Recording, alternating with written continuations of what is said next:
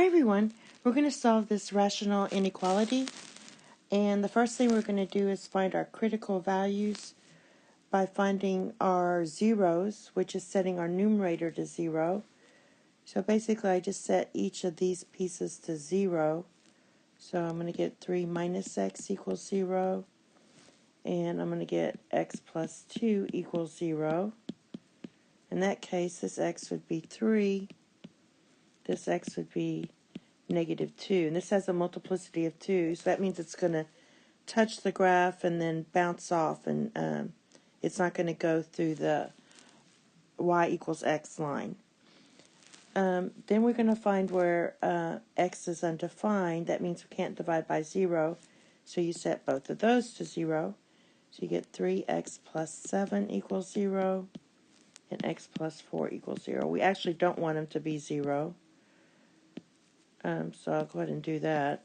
So if you solve for x, you get x cannot be negative 7/3, and x cannot be negative 4. So basically, this one, just remember that one is like negative 2 1/3.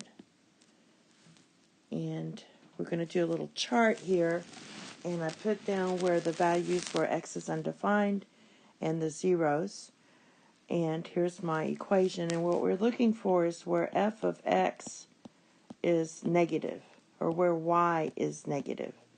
So on the graph, it should be in the part of the graph that's in quadrant 3 and 4. So what I'm going to do is order this from least to greatest.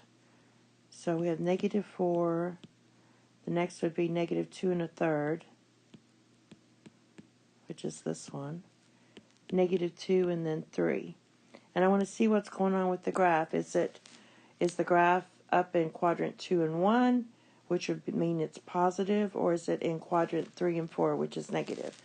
So I just set up these intervals from negative infinity to negative 4, then negative 4 to negative 2 1/3, and then from negative 2 1/3 to negative 2, then negative 2 to 3, and then 3 to infinity. We want to see what's going on with the graph. Is it in quadrant 1 and 2, or is it in quadrant 3 and 4? So, and I choose specific numbers that make it easy. So for here I chose negative 5. For this interval I chose negative 3.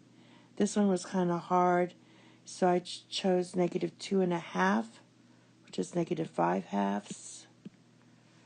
For this one, it was an easy decision. I chose 0. Always choose 0. That makes it easy. And then I chose the number 4. You can choose any number. Now, you can get the exact value, but what we're going to do is we're just going to kind of look at it and see what makes our numerator. Is our numerator and denominator going to be positive or negative, respectively?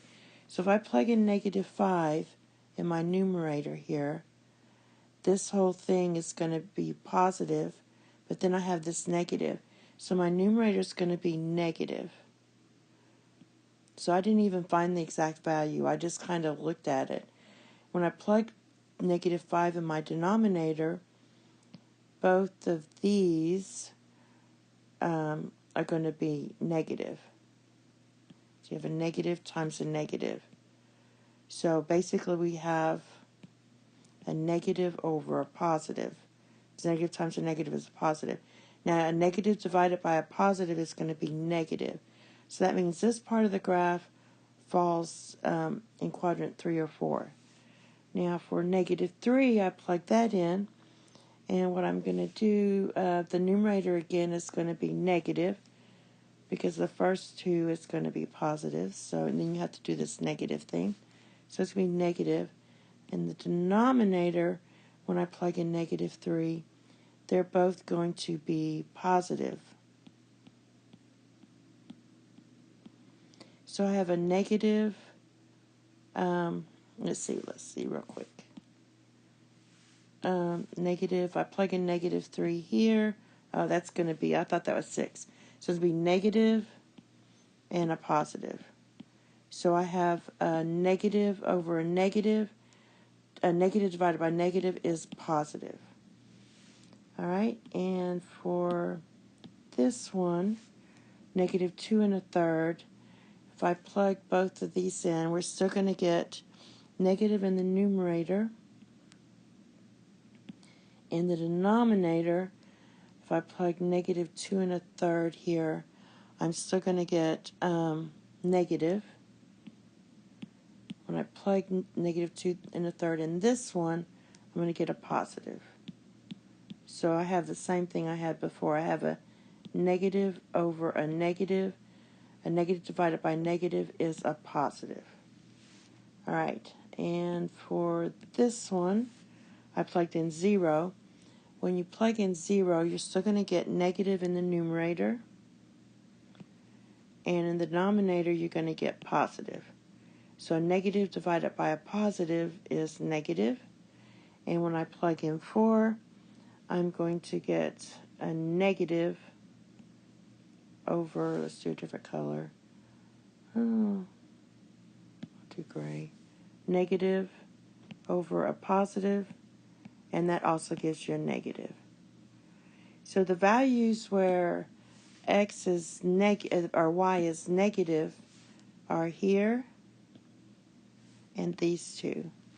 So what you can do is you can write it that x is less than negative 4, or x is greater than negative 2, because both of these are negative.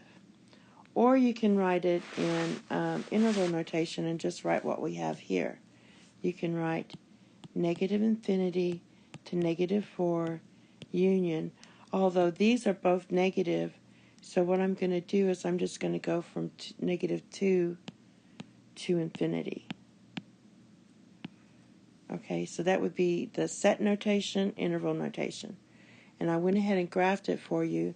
Here's where our x's are undefined. Here are our x-intercepts. No, our x-intercepts here are 2, negative 2, and 3. And they want to know where our graph is negative. So basically, we have it negative from negative infinity to negative 4.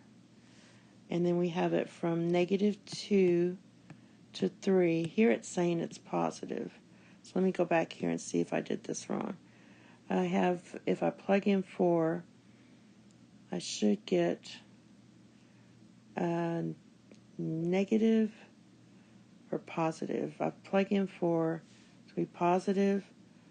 Oh, this is going to be negative. So this is going to be positive here.